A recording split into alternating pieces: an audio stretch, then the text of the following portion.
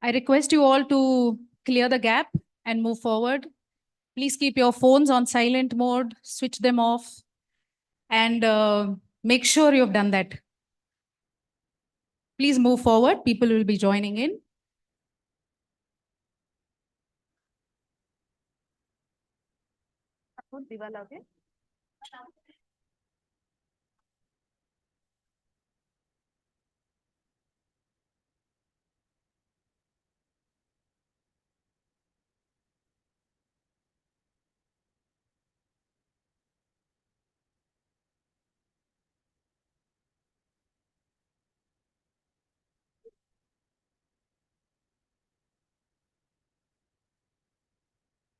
Yeah. Abhijata is lighting the lamp.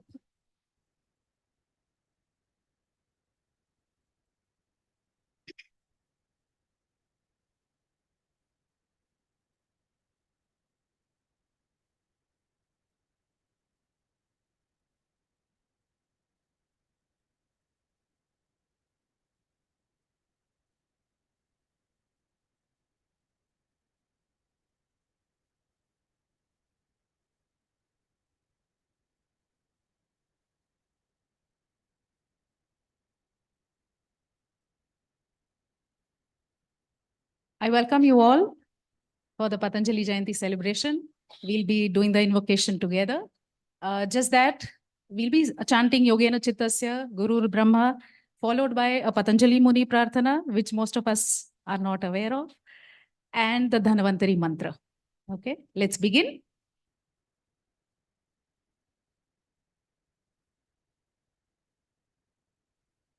Oh.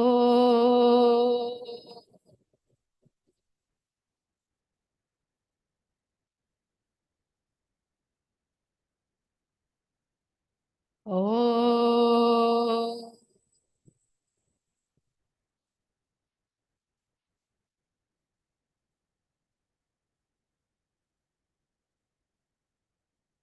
Oh.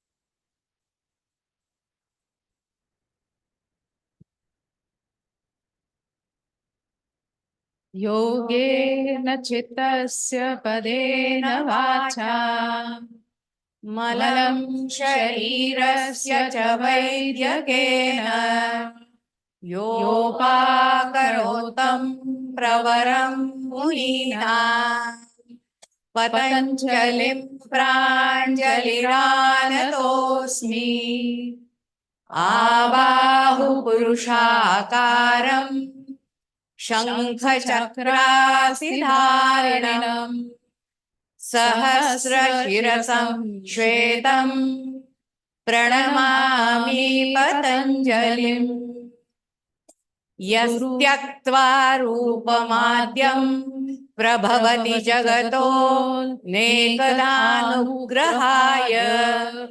प्रक्षीणक्लेशराशिर्विषमविषधरो नेकवक्त्रस्तु भोगी सर्वज्ञानप्रसूतिर्भुजगपरिकरः प्रीतये यस्य नित्यम् देवो हीशः सवो सितविमलतनोर्योगदो योगयुक्तः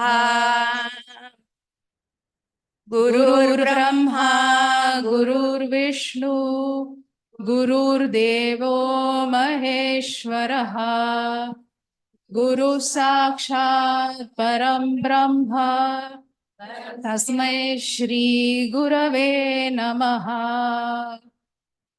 हरिः ओम्.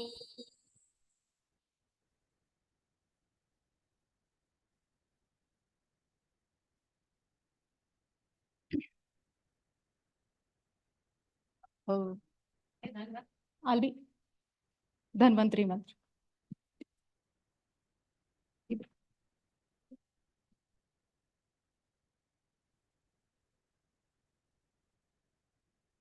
Upon Madhya, they will repeat. So we'll be chanting one line and you people can repeat after us. Om Namo Bhagavate Dhanvantaraye. नमो भगवते धन्वन्तरये अमृतकलशहस्ताय अमृतकलशहस्ताय सर्वामयविनाशाय सर्वामयविनाशाय त्रैलोक्यनाथाय त्रैलोक्यनाथाय श्रीमहाविष्णवे नमः महाविष्णवे नमः ॐ धन्वन्तरये नमः ॐ धन्वन्तरये नमः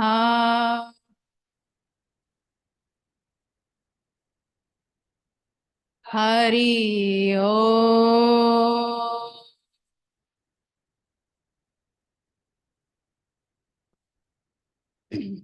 So welcome again. Today on Dhanateras, which is the second day of Diwali festival, we worship Dhanvantari. As you know, he's the god of medicine and healing, god of Ayurveda. And as practitioners of yoga, you all know that there is a special significance given to Patanjali Jayanti as well. Sage Patanjali wrote on 3 subjects, grammar, medicine, and yoga. And what follows immediately in our mind is the Yoga Sutras. But let me be very honest in disclosing the fact that it's not necessary that all practitioners or students of yoga know about Sage Patanjali or the Yoga Sutras. There's no doubt that for us, As students of Iyengar system, it is Guruji and Geetaji who have opened this doorway. I hope you all agree. And we are indeed deeply thankful to them. It is through all the teachers in the Iyengar family that we have developed the sensibility towards this treasure of Yoga Sutra. We are very, very fortunate that we delve into such an environment here where learning Yoga Sutra is a part of our upbringing, it's a part of our culture. And that helps us essentially to deepen our understanding of the yoga philosophy. And hence, this celebration today to express our reverence to Sage Patanjali. Let me remind you on this occasion that as a part of our yoga education, Prashantji has divulged the meaning behind each of the 196 Yoga Sutras, and we have these audio recordings readily available on the Iyengar Yoga YouTube channel. Do listen to them. So often at the end of any class, we notice measurable changes within us, right? We relish the benefits of asana and pranayama. But if some class has included an explanation of any of the Yoga Sutras, that class unknowingly holds a special value. It stays within you like a shine or a sparkle within that gives you the courage to face circumstances outside yoga class. Because that explanation has somewhat drawn attention to complex concepts of human behavior or human mind. It has started developing into an understanding about our own nature. And that's something priceless. By the way, the beginner students, you need not worry. You will soon experience this phase as you graduate to the next level. Sometimes, as practitioners, we are so carried away by the benefits of yoga that we don't anticipate the traps in our pathways. These could be achievements, failures, pleasures, sorrows, downfalls, delusions, attachments, and the list goes on. But through his books on Yoga Sutras, Guruji warns us about disturbances of the mind, intelligence, ego that are likely to occur at various crossroads in our practice. Sometimes the sutras act as a safeguard, and at times it plays a role of a friend who helps you make sense of things happening around you and helps you navigate through life. With this small introduction, I request Prashantji to address us today. Uh, After which we'll be singing the Patanjali Arti, which has been composed by our dear Geeta ji, and you'll get the guidelines later.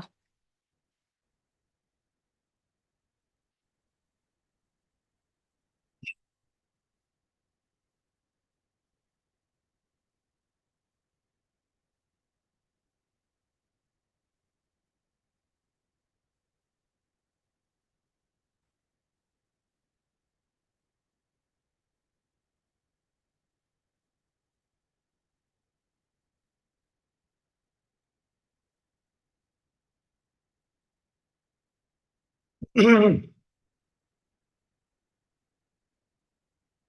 namaskar, all of you.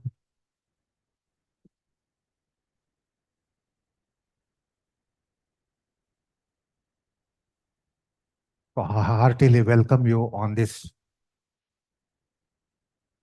day of Dhanatrayodashi, Dhanvantari Jayanti, and Patanjali Jayanti. So, Dhanvantari Jayanti means the time when Amrita Manthana took place. Because one of the glories which emanated from Samudra Manthan, that means it is on the onset of creation, it took place. Not that the creation in all the form it is now seen, available, that was not there. It was a formative period. Formative period of creation is different. And the divinity had a scheme to shower certain glories to life. And therefore, Amrita Mandhanam took place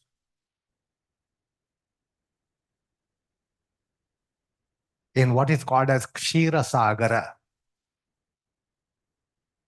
Don't try to imagine the Samudra Manthanam means that Samudra is that we have on the planet.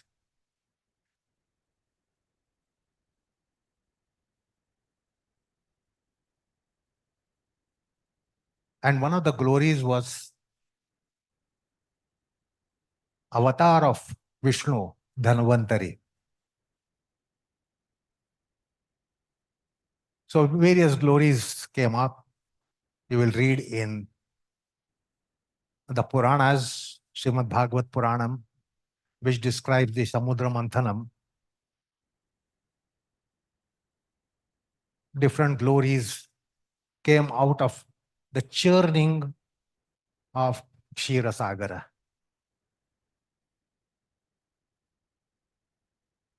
And Dhanvantari was one of them.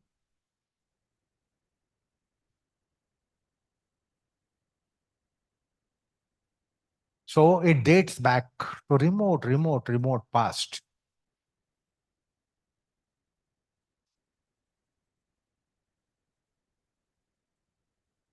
So that's a point to be noted, since it is also Dhanvantari Jayanti. It's also Patanjali Jayanti, and then it is in Deepavali, it is called Dhanatrayodashi.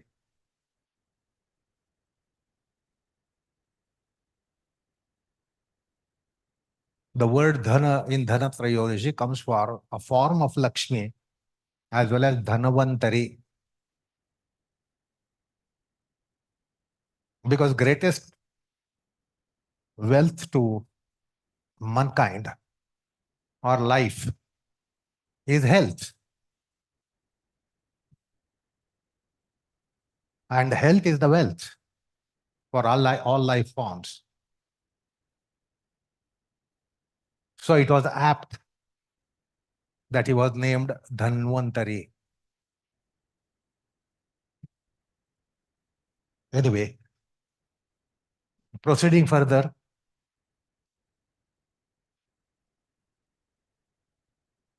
it's also Patanjali Jayanti.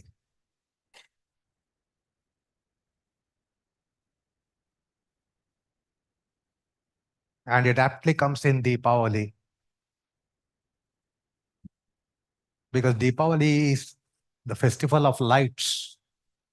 Lights all around us.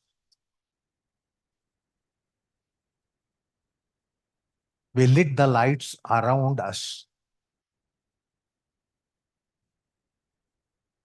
But Dhanvantari has a scheme for us to have illumination within.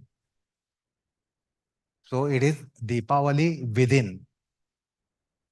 Now we lit the lamps during this festival. But with regards to the light inside, it is ever there. It doesn't go on and off. Like the lights, physical lights outside, they are on and off. They come and go. But the light which is within is eternal. What is this Deepavali inside meant in spiritual sense of the term? The Atma Jyoti, Atma Prakasha, the luminosity of the core entity within us, the substrate entity within us, is ever illumined. So there is no question of lighting that. We have to lit the lamps outside. But there is no question of lighting the lamps. Then what is the case? So at your level, I can tell you, when you read the sutras and sutra on the pranayam, tataha prakasha avarana kshayaha.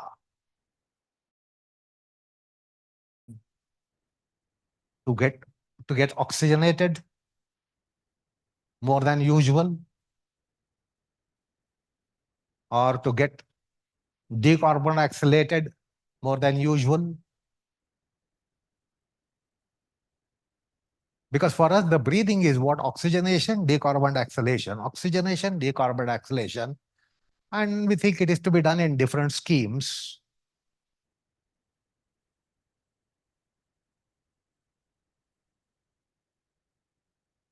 But Patanjali doesn't say that. Because we can imagine what is the consequence, result, outcome. If you have exalted oxygenation and exalted decarboxylation, what will be outcome? Because carbon dioxide is a toxin, so it's a detoxicant. They are detoxicated. And oxygen is energy, so you are energized. But Patanjali doesn't mention anything with reference to what might be our idea. He says, Tataha Prakasha Varna Kshayaha. What really matters? What really happens? There is a ever burning flame, ever burning light. There is luminous entity.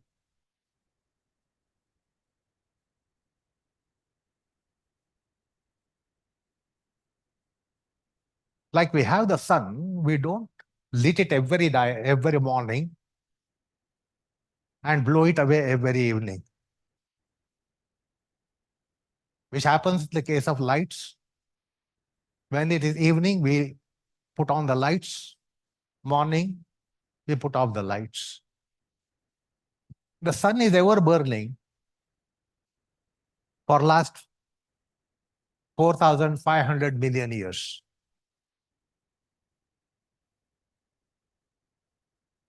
We have idea of sunrise and sunset, but there is no on-off switch for sun. The sun doesn't go off and to be on at some other point in time later. It is ever effulgent, ever burning, ever luminous, persistently.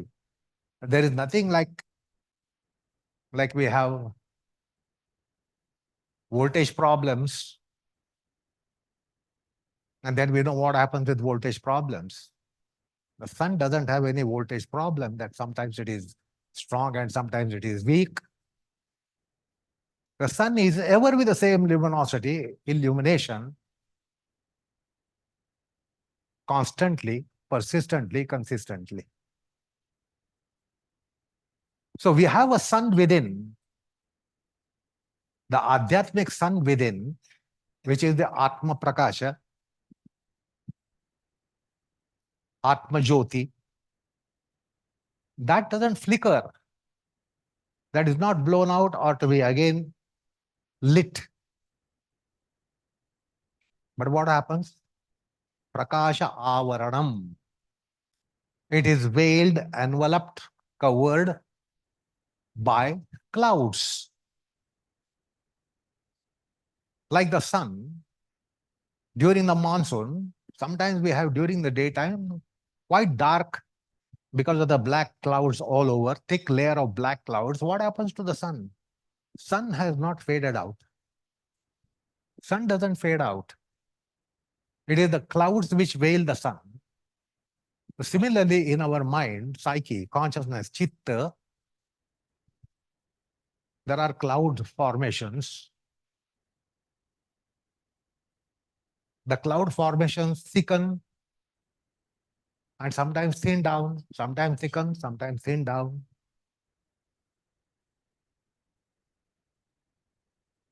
What are those clouds? They are of the nature of gunas, karmas, kleshas, vasanas. So they veil the inner light. They envelop the inner light. So in Deepavali, we lit the lights.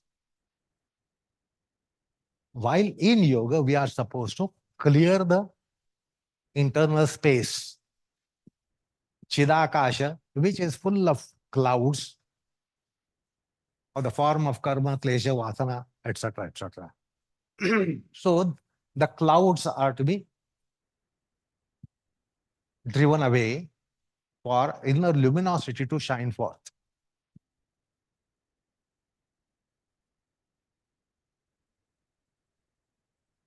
So in yoga, we try to get the inner luminosity, illumination, which blazes forth.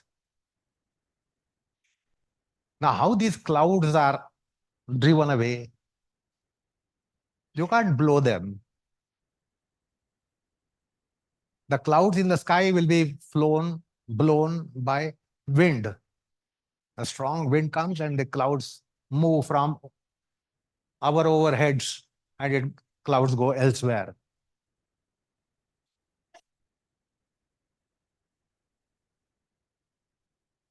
So the cloud within is thinned down or sufficiently gotten rid of, if not completely. So we get the clearer sky in the heart, in the Chidakasha. By what? By purity of mind, purity of the chitta, purity, piety, sanctity of the chitta.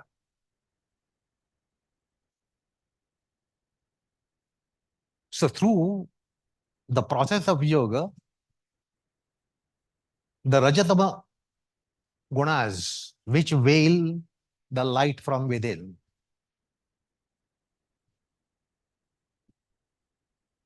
are mobilized. So the sky, Chidakasha inside becomes clearer. Then the karma vasana, klesha vasana, they also depart. How do they depart? The clouds in the sky go away with heavy downpour. Now, these clouds in the Chidakasha go away with the yogic culture ethos. The ethos turned out by yoga process. So what drives away the clouds in the Chidakasha is, which I have often shot in the classes, tranquility, mind quiet, the light shines forth. Tranquility, neutrality, virginity, serenity, piety, sanctity, purity. So these things, once they appear in the mind, which is sattva guna, when the sattva guna is pumped in, or sattva guna is encouraged to expand, is encouraged to grow, the rajatama gunas leave the site.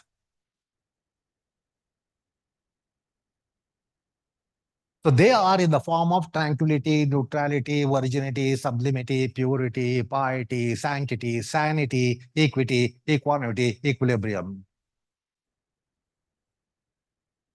Now, those who are familiar in my classes, they know this pataka, which I shoot, burn in the classes. But for others, like, 5,000 wala, 10,000 wala, 1,000 wala. So this is the yogic mind. The mind which is turned out by process of yoga is tranquility. Tranquility of the chitta. It doesn't happen by you taking a tranquilizer that is available today. So it should be autogenically generated, organic, autogenic, tranquility, neutrality. neutral mind, not polarized, not swinging towards the dualities such as pain, pleasure, delight, sorrows, honor, dishonor, respect, disrespect, loss and gain. So these are all dualities. So the dualities are mitigated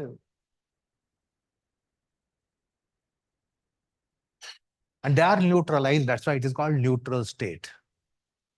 So don't think it is the neutral as you get in your car, a gear.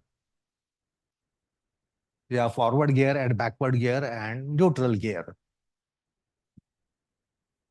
So don't try to understand in that perspective. With regards to mind, when I say neutrality, neutrality is that which fades out polarities, which are pain, pleasure, loss, gain, delight, sorrows, honor, dishonor, respect, disrespect, etc., etc. So they don't stay there. Like the stars are very much in the sky, but once the sun appears, they don't appear. They are there. It's not that the stars only rise in the nights and set in the mornings when the sun comes. The moment the sun comes, they become invisible. They are very much there. They don't get displaced by rise of the sun.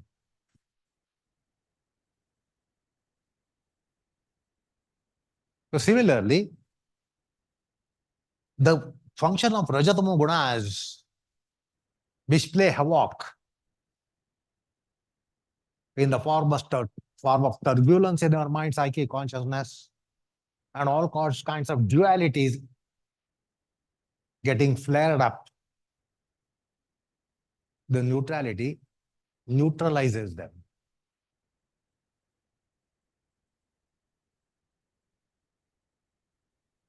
So that's another meaning of to neutralize.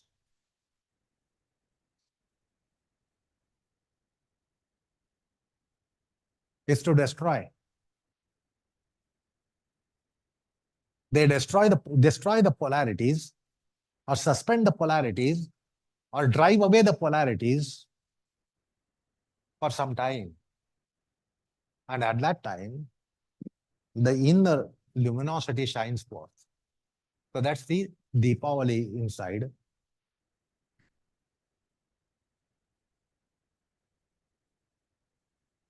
So the practice of yoga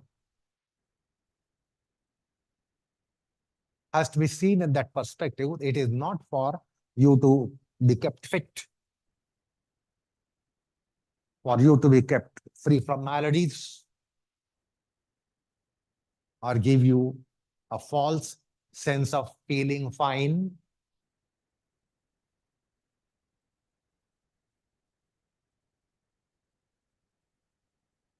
So that's how in mundane world we want to feel fine, even if we are not fine. We want to feel fine.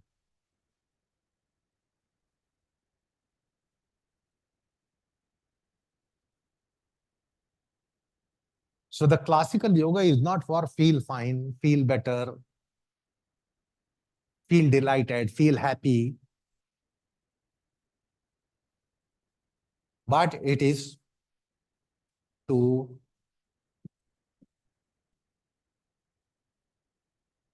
drive away, mitigate, neutralize, shrink Rajatama gunas and their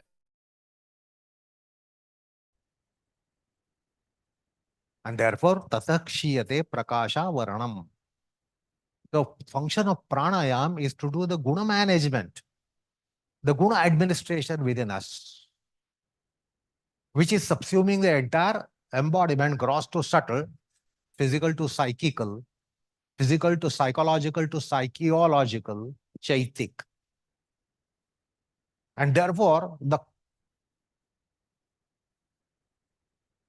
clouds are set away, set apart, and therefore inner light shines forth. That is the Adhyatmic Deepavali.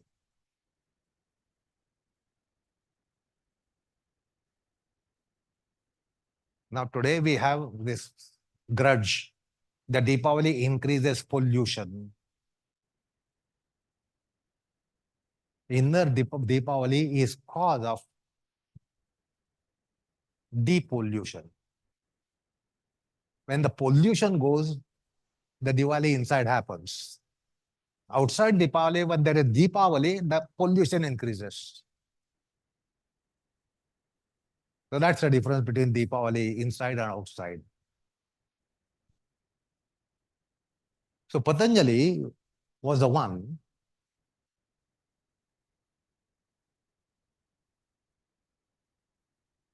who expounded his philosophy, his science, whatever, his dharma, for one to be free from pollutions. Inner Deepavali is a result of pollutions rarefied. Bang opposite to Deepavali outside.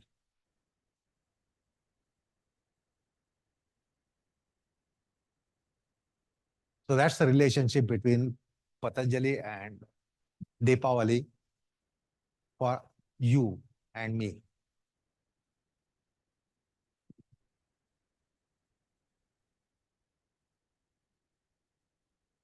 So he has whole scheme.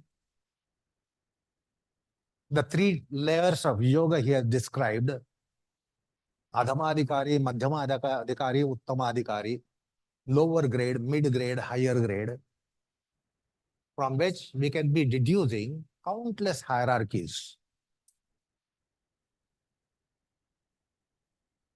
So in classical interpretation, they say Ashtanga Yoga is Adhamadhikari's yoga, Kriya Yoga is Madhyamadhikari's yoga, and the Sampragnat Yoga is Uttamadhikari's yoga.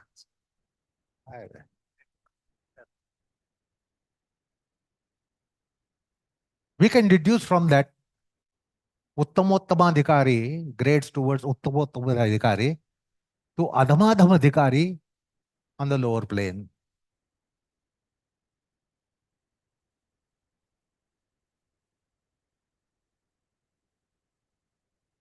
So Patanjali mentions actually yoga for all the various planes on the lowest level of consciousness to supreme level of consciousness.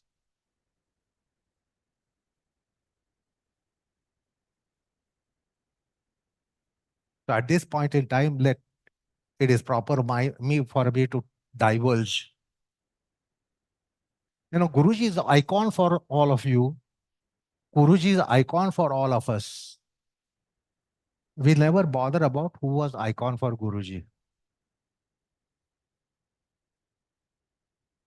Patanjali was iconic.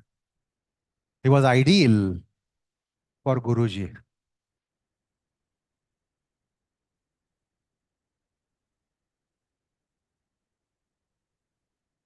Suppose the relationship between you and me, whatever is the relationship between you and me. Now, suppose I hate your beloved. What will happen to relationship between you and me? Will it continue? I hate, I dislike your beloved. What will happen to relationship between you and me? Will it remain intact? I am indifferent to your beloved. I dislike your beloved. I hate your beloved. I care a pin for your beloved. Will it not matter the relationship between you and me?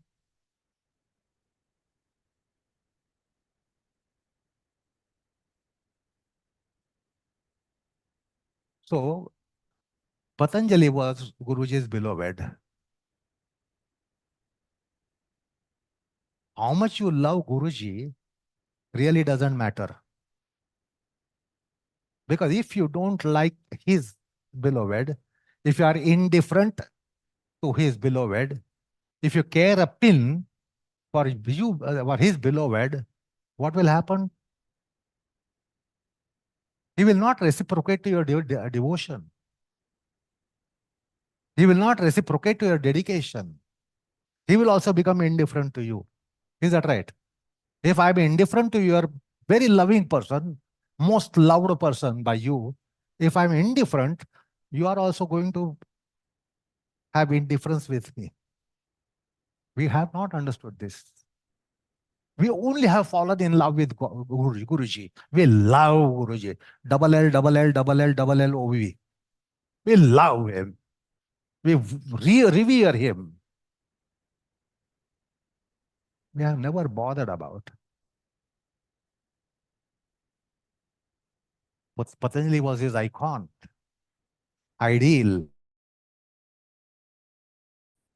Now we owe something to have a good relationship with Patanjali. Then only our relationship with Guruji will improve, not otherwise. Don't just love Guruji and revere Guruji. By not considering what he loved and whom he loved and whom he revered, who was his icon, we owe a lot of not just remaining Iyengar students. Sorry for sarcasm. We owe something by becoming students of Patanjali. And not becoming students of Patanjali,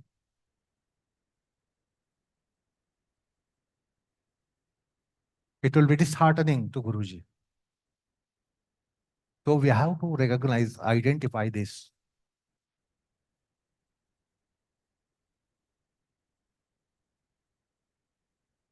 Like for the sake of your beloved, you will compromise, you will sacrifice anything, compromise with anything for the sake of the loved one. So Guruji's loved one should be considered. Then only we can win the favor of Guruji, not otherwise. By just loving him, it won't happen.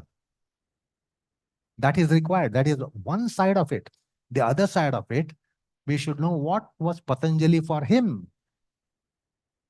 Is Patanjali so much for us? Not at all. Before the commencement of the class, just carry out the mechanical ritual of prayers and say goodbye to Patanjali.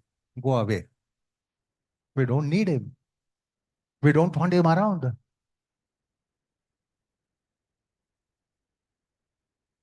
Because we want to get engaged in our ulterior motives. I want to do for my fitness. I want to do for my being well. I want to do for my pleasure, delight, happiness, gain.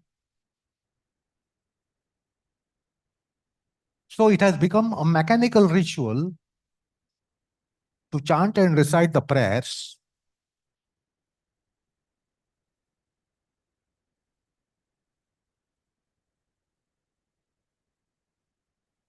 So we need to amend our process, our thinking there.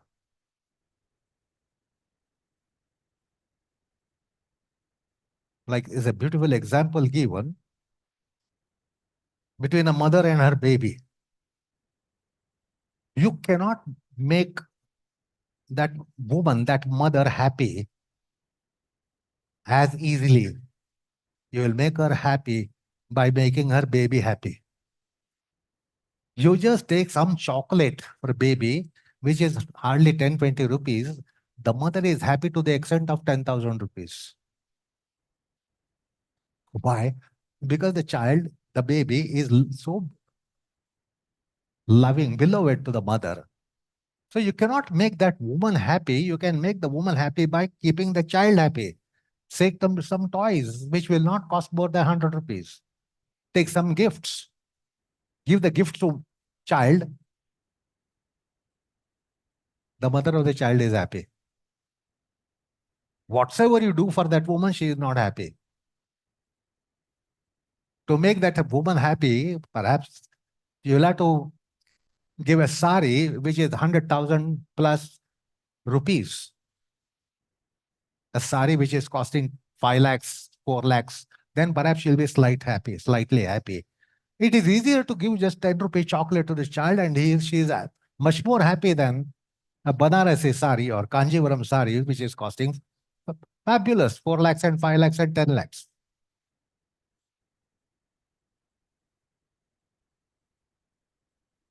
So to make the woman happy,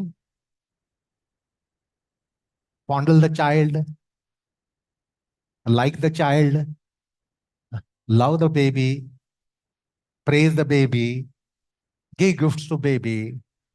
Mother is happy, abundantly happy.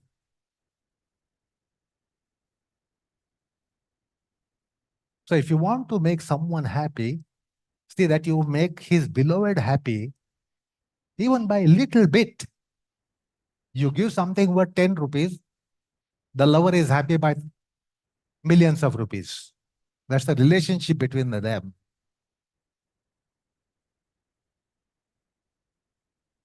So I don't know whether it's appropriate to say here or not. There was a long love affair between Guruji and Patanjali. Now we can't just look down upon Patanjali. We will win the favor of Guruji by our obeisance to Patanjali, our reverence to Patanjali.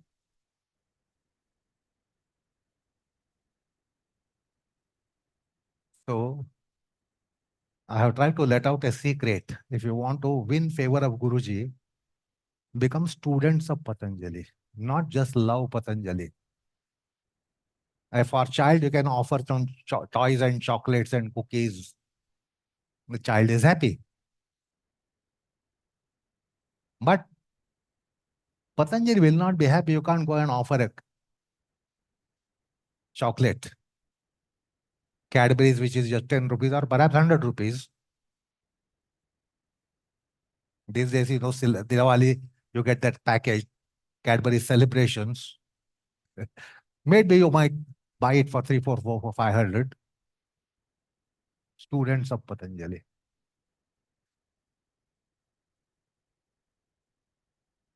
Many of you might think to be a very dedicated student of Guruji, you will win the favor. No, you should know he had a beloved. You had to do something for his. So more than being Iyengar students, Iyengar yoga students,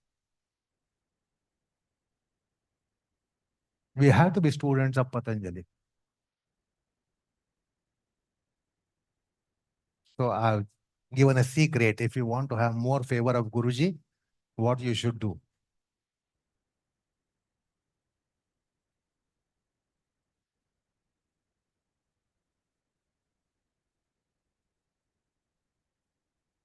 Patanjali mentions yoga for everyone.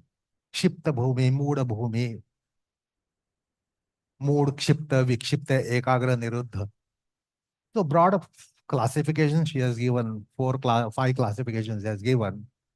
Chitta bhumayaha. They are called chitta bhumis. Yoga is something is meant for everyone. That's why I have many times said this often.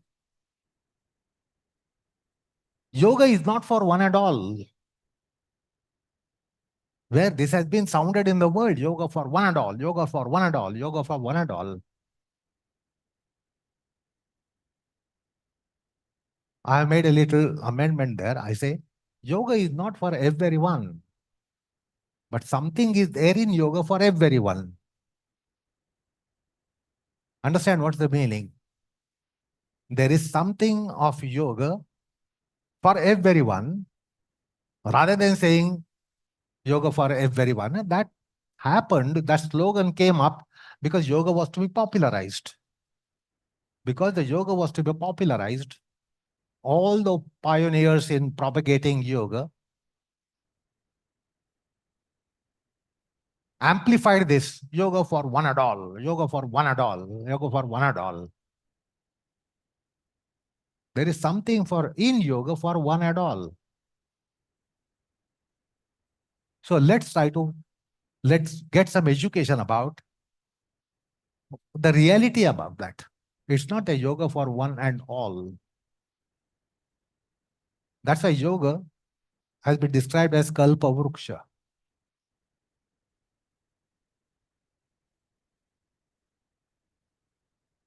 Kalpa Vruksha is what? It's a celestial tree. A tree usually gives one fruit. Banana tree will not give mango fruit. Banana tree will not give orange fruit. Orange tree will not give you guava. Guava will not give you apples. Apple tree will not give you any other fruit, but that fruit. So we are used to such botanical life. Imagine a tree bearing all kinds of fruits. It should be only imagined. A tree having bananas hanging, apples hanging, oranges hanging, all kinds of fruits which are available, guavas, sapotas, grapes, name any fruit. Will you get a tree which is having all kinds of fruits? No. The Kalpa Vruksha is a tree in the heavens. You don't get that tree on the terrestrial plane. For each kind of fruit, you'll have to have that kind of plant. So why something is called heavens? Any tree will give every fruit. Now, how will the fruit come? You have a desire. Sit under the mango tree. There are mangoes hanging. I want apple. Apple will fall in front of you. I want orange. Orange will fall in front of you. I want banana. Banana will fall in front of you. Because your desires are never shattered in Swargalok.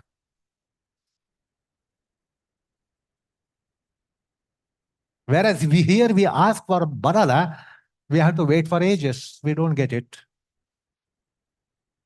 We sit under banana tree and then there is no banana on the tree at all. We leave the site. After a couple of days or weeks, there are bananas hanging. When you go there, no banana. When you go under mango tree, no mango hanging. You leave the site. In no couple of days, mangoes will hang on the tree. Usually this happens in mundane life. We don't get what we want and we get what you don't want. So let's see. Mundane condition. Kalpa Vruksha is of the heaven. So yoga has been described as Kalpa Vruksha.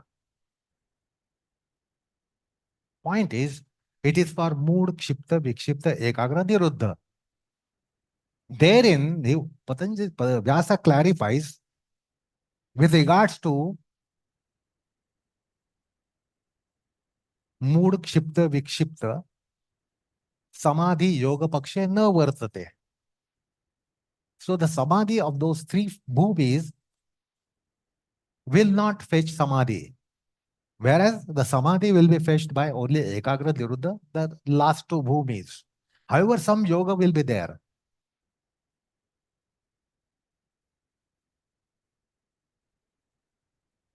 So Guruji's yoga, there are two aspects. One is the yoga that, like in classical music, we have Abhijata Shastriya Sangeet called classical music. And on the other hand, we get the pop version, popular music.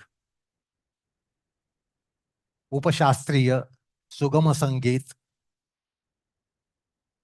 Natya Sangeet, Bhava Sangeet, Sile Sangeet. So many forms have, mutations have come from the classical music.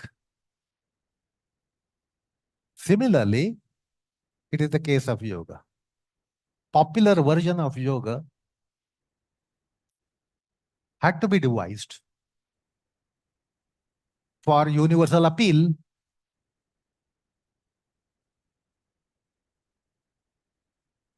So what Guruji was giving in class situation was popular yoga. What Guruji was teaching outside the realm of the class was not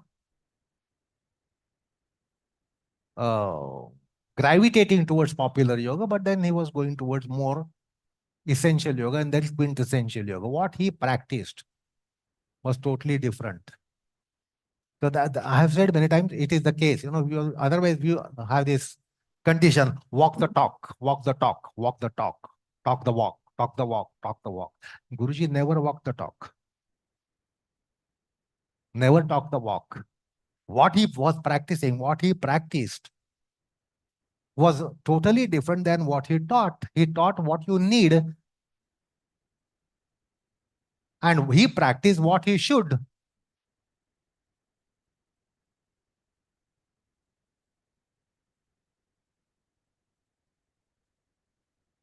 So Guruji was pioneer of popular pop yoga, but he also knew the yoga of other hierarchies and quintessential yoga.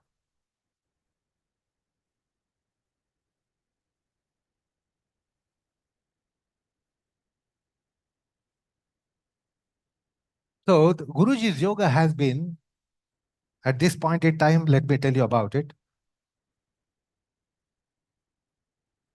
We are actually caught in a trap. When Iyengar yoga is characterized by someone who was not Iyengar himself, as a matter of fact, critical person, critic of Guruji, described something, and most of us have fallen in the trap of it. Iyengar yoga is precision. Iyengar yoga is alignment. Iyengar yoga is perfection. We all, if we believe in it, we are all trapped.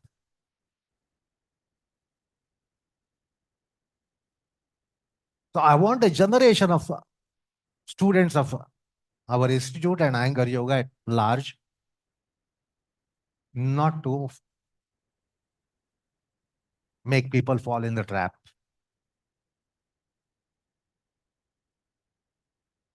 Because all these characteristics, signature conditions, precision, perfection, alignment, they have reference to asanas, not asanas, postures.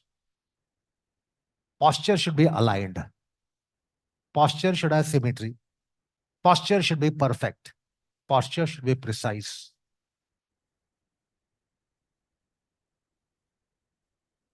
That is why wrong impression has gone all over the world that Iyengar yoga is posture yoga. So we need to take care to make necessary changes, necessary amendments there, and set right the ideas and concepts which are haunting the minds of the people. Iyengar yoga is precision, perfection, alignment. It has only reference to asanas. Guruji's yoga was not asana yoga. Asana is actually posture, not even asana, posture. There's a big difference between an asana and a posture. I won't open that out loud.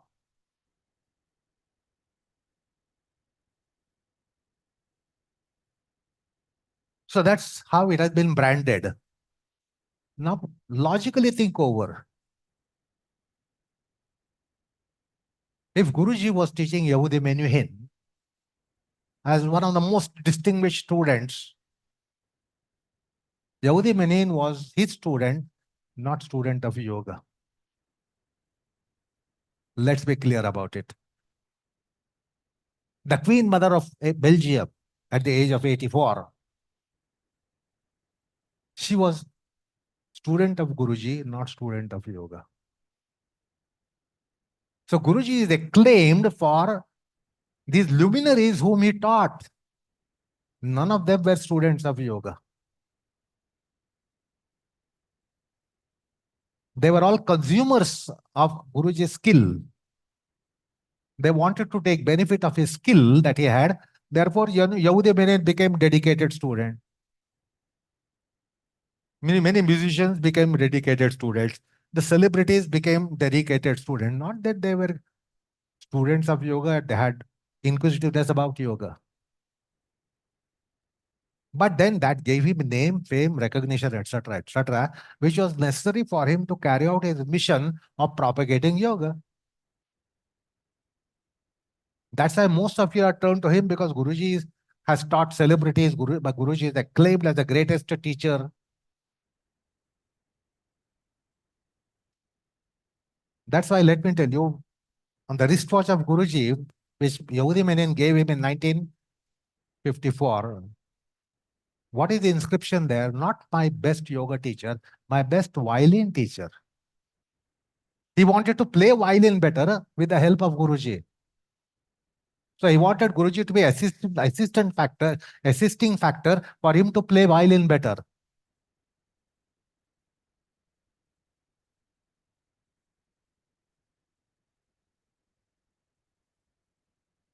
So he was not expecting precision from Menuhin, J. Krishnamurti, Clifford Curzon. He taught all of those celebrities. Queen Mother of Belgium, 84 years of age, she wanted to stand on the head. So he did not make her stand on the head and go on giving instructions like, some of you might have got the instruction: elbows closer, lift your shoulders, widen your shoulders, open your chest, rotate the thigh, tighten the buttocks, rotate the legs, feet together, toes together. What an anger teacher will teach about Shirshasana. He customized it for them.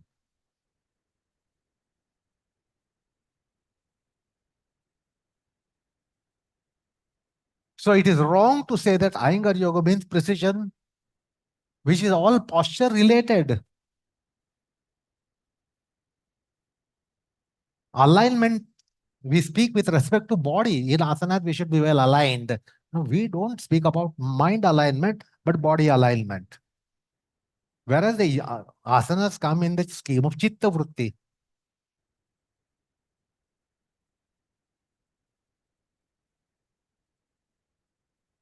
So there is open architecture. You cannot characterize Iyengar Yoga by such predicates which are misleading.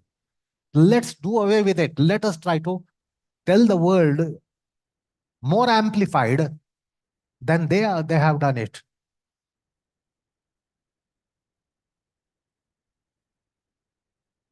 So where in Ashtanga Yoga, everywhere will you get the precision, perfection? So when you were a child, something was right and something was wrong. When we were all children, something was right, a set was right, a set was wrong. But when we grew up, it changed.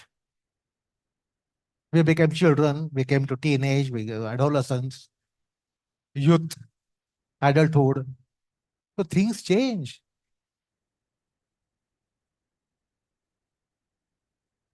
So what is right for a child of 3-4 years and what is wrong for a child of 3-4 years doesn't remain the same when the same child becomes 30, same child becomes 60. It changes. But that's not the case of precision. The precision cannot be changing. 1 inch should be 1 inch. Summer, winter, morning, evening, Eastern Hemisphere, Western Hemisphere, American continent, Asian continent. It cannot be changing. 1 inch cannot change. 10 gram cannot change just because you are in different location. So this predication should be done away with. It is open architecture.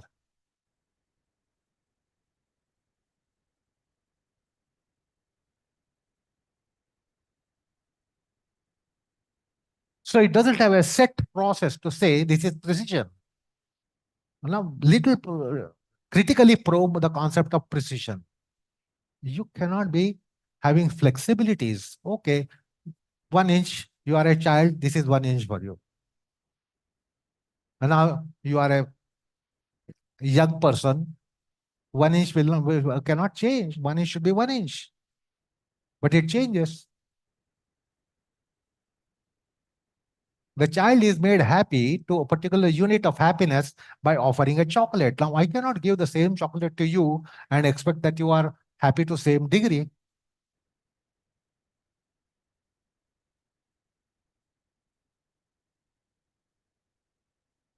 So Guruji devised yoga for children. Now, those who are teaching children, the precision is set aside.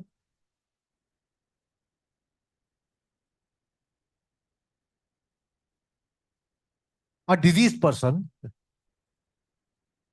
having maladies, diseases, problems, the yoga was customized. What he taught was customized for a person. If it is precision, you cannot customize 10 grams. This is 10 grams for you, and this is another, this is 20 grams is 10 for you.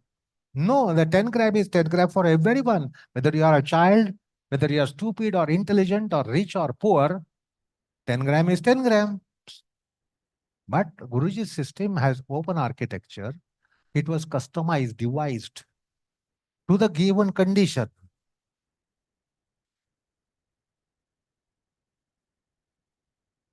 So we'll have to have a reappraisal.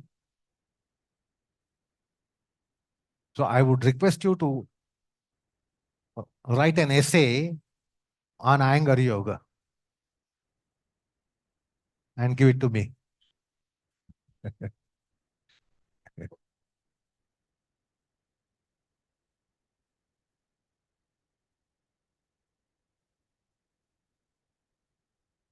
So the yoga that he was practiced was totally different, not the yoga that he taught for you and me, that too in a class.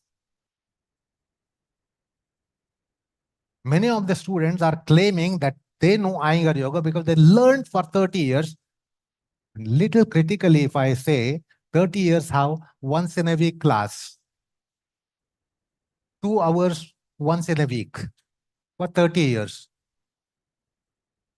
If your college going student says, that way I will go to college only once in a week. Medical college, I will go once in a week and I will learn medicine.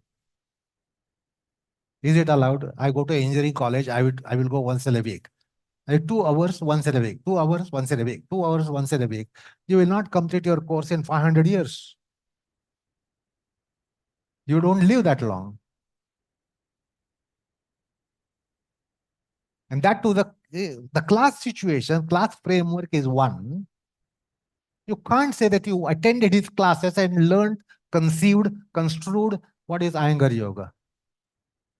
This is highly unjustifying. Many of them claim, I am doing, I've studied under Guruji for 30 years and 40 years and 50 years. What was the frequency? 1 hour class, 1.5 hour class, 2 hour class, and what once in a week? And that too bunking here and then, now and then, for various reasons. So I'm dedicated student. Right? I am doing for 40 years. I did for 40 years under him.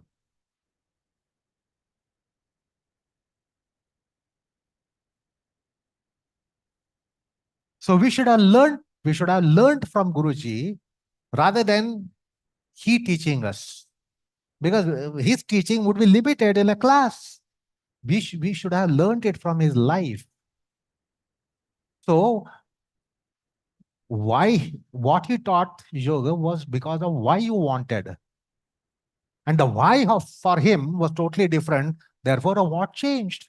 If the why changes, the what changes. If the why changes, the what changes. If the why changes, the how changes. So for him, why he did yoga was totally different than why all of us do yoga. Therefore, the what is going to change and how he is going to change with respect to him.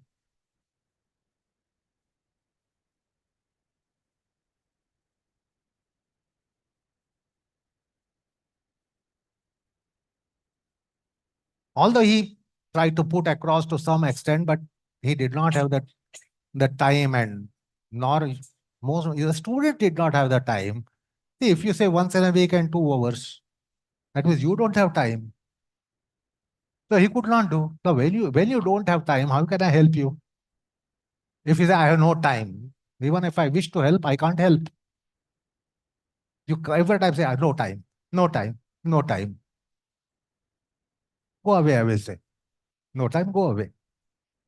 We did not have time more than once in a week class, and that too for 1.5 and 2 hours, or maybe 3 hours.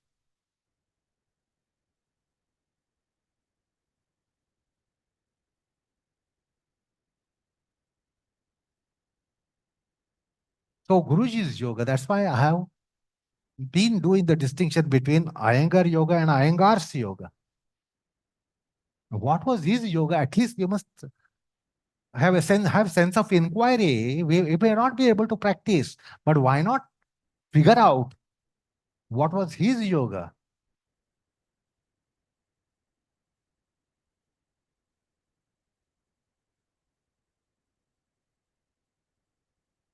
So his yoga was as outlaid by Patanjali and as conceived by him.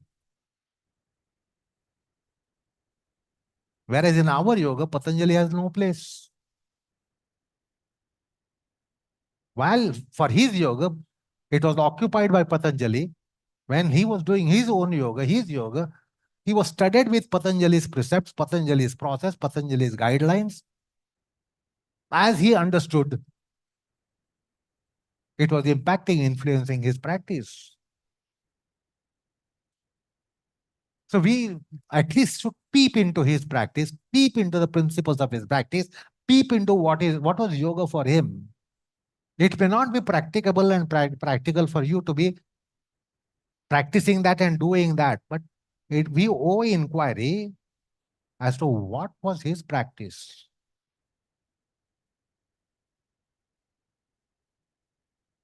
But see how our nature is. Suppose your child goes to school every time and say, oh, mom, I don't like mathematics. I don't get it. I don't want to do. I don't want to attend mathematics. Please arrange that I'm free from mathematics. Now, that cannot be done. Mother doesn't like it. She says, no, child, this is the age you must learn.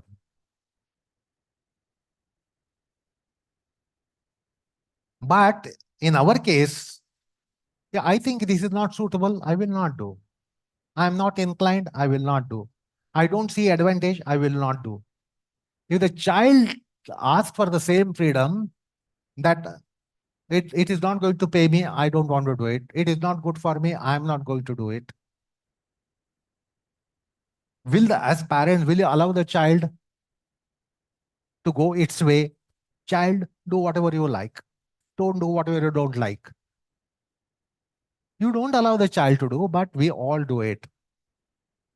This is not practicable for me. No, I won't do it. You are supposed to know it, even if it is not practicable for you, not practicable for you. As students of yoga, we should know it. But we are so consumer minded, consumeristic. I should get, I will do it. I should have advantage, I will do it. I should like it, I will do it. It should benefit me, I will do it. This is materialism.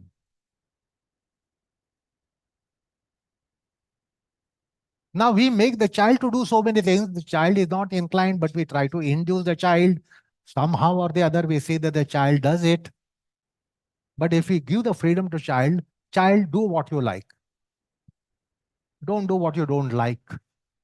Are you parents? Are you parents in that case? Are you parenting the child? No. But whereas we have become like that. We cite advantage. If we cite advantage, I will do it. If I don't cite advantage, I will not do it. Okay, you don't do it. But somewhere become students of yoga.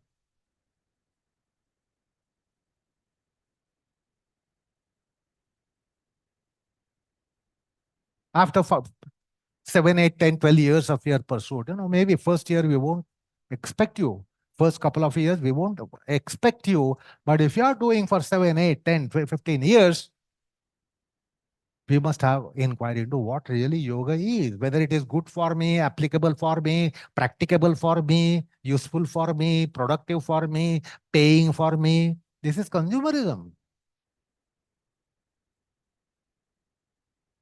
So if you are doing for years and years and years, decades and decades and decades, that doing at different stages of life, we must have a sense of inquiry into why Guruji was pursuing.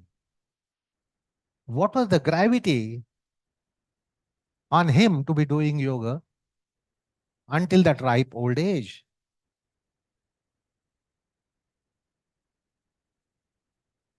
So Guruji's system should not be put into that frame which is usually described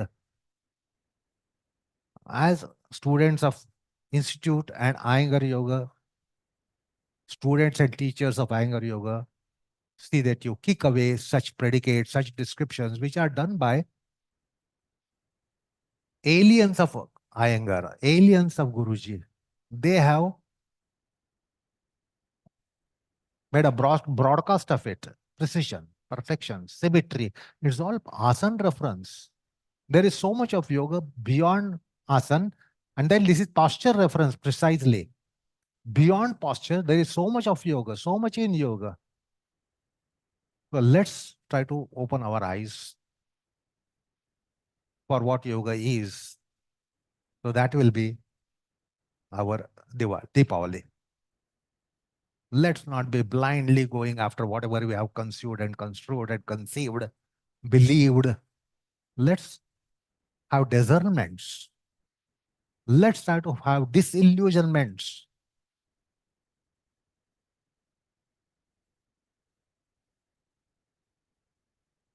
So let's have reappraisal of our idea of Iyengar Yoga, our idea of yoga, what yoga is, what's your idea? Let's have a reappraisal, and then we can consult the Patanjali school, Patanjali philosophy, Patanjali's ethos, whether it endorses with our ideas. Basically, become students of yoga to really win grace of Guruji.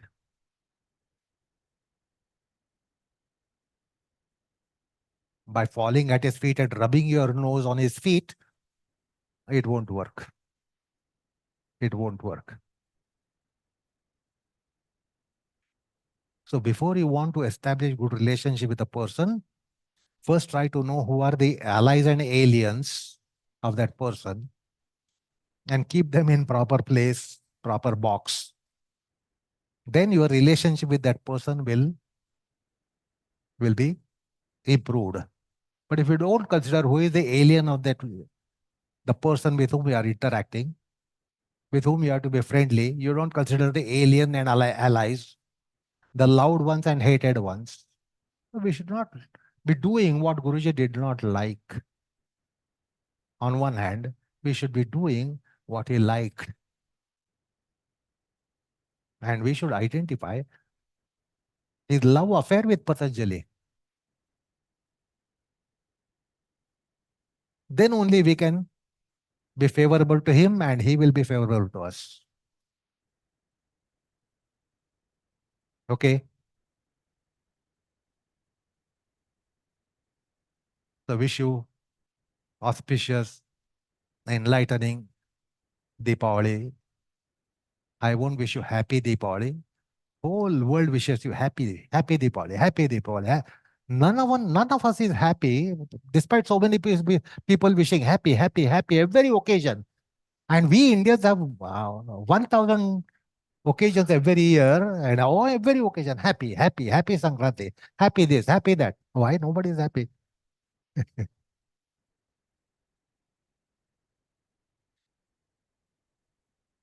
Happiness doesn't depend upon somebody wishing. Happiness has to come from within.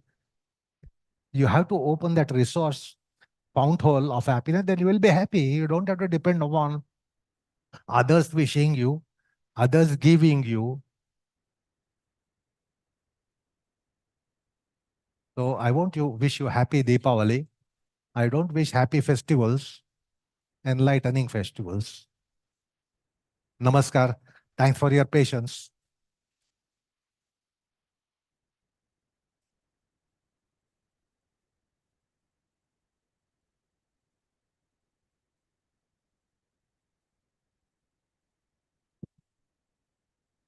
Thank you, Prashantji, for these enlightening words. They have lit up the darker areas in our minds, which was as dark before you started. So we'll be concluding the program with the Patanjali Arti, but just a few guidelines for that. Here, you all know the website that our institute has, rimi.org.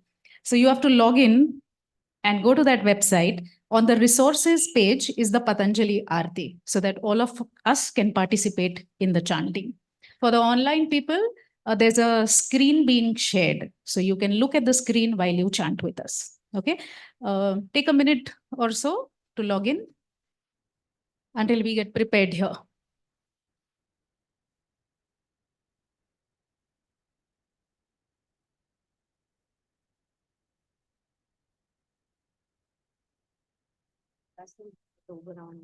Yeah. Once they. So we request you to stand, all of you, once you're ready with the screens. All of you have to stand up for Aarti. Can you all make a passage and make the path clear for the camera so that just split into two halves?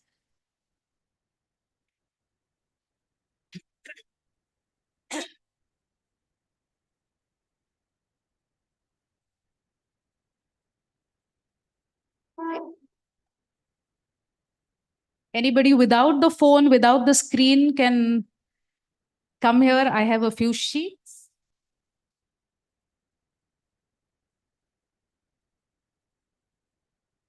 You can use it as a in a cluster. Huh? Share it. Jaya Adi Shesha Gaunika Kumara Patanjali Deva Jaya Deva Ardhangi Manav Vishnu Chishaya Nabhi Padma Khali Sarpa Akara Nirdvandva Nirguna Atma Swarupa उद्धारी मानवादावि स्वरूपा जय देव शेषावतारा हो जय आदिशेषा गौणिका कुमरा पतंजलि देवा जय देव काया वाचा मन बुद्धि शोधन चित्त पावन करी चित्त दमन सकलेंद्रियांचे शुद्धीकरण वात पित्त कफ करी समान जय देव शेषावतारा हो जय आदिशेषा गौणिका कुमरा पतंजलि देवा जय देव योग आयुर्वेद भाषा प्रकरण देई देणगी ही कैवल्य खाण अष्टांग योग वृत्ती निरोध समाधि साधन योगोपासन जय देव शेषावतारा हो जय आदिशेषा गौणिका कुमरा पतंजलि देवा जय देव श्री पतंजलि महाराज की This was composed by Geeta.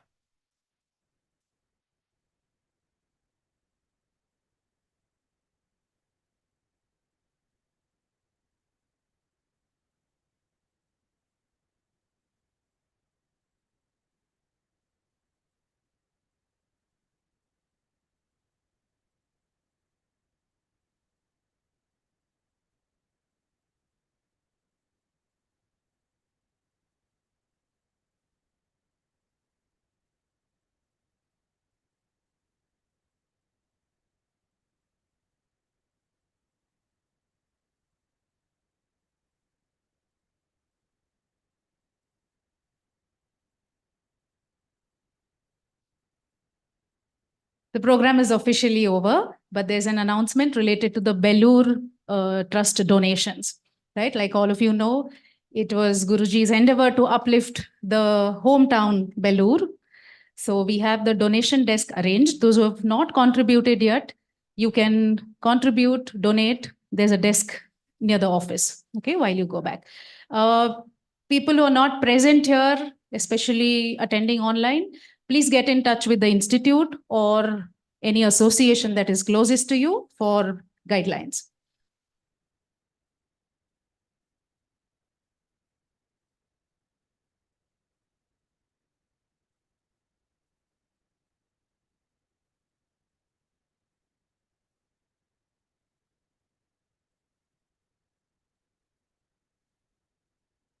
So as you bow down to the Dhanvantari idol, Patanjali idol, there are snacks being served downstairs. Please join us for the snacks. And the classes resume on the 4th of November, Monday. So see you then.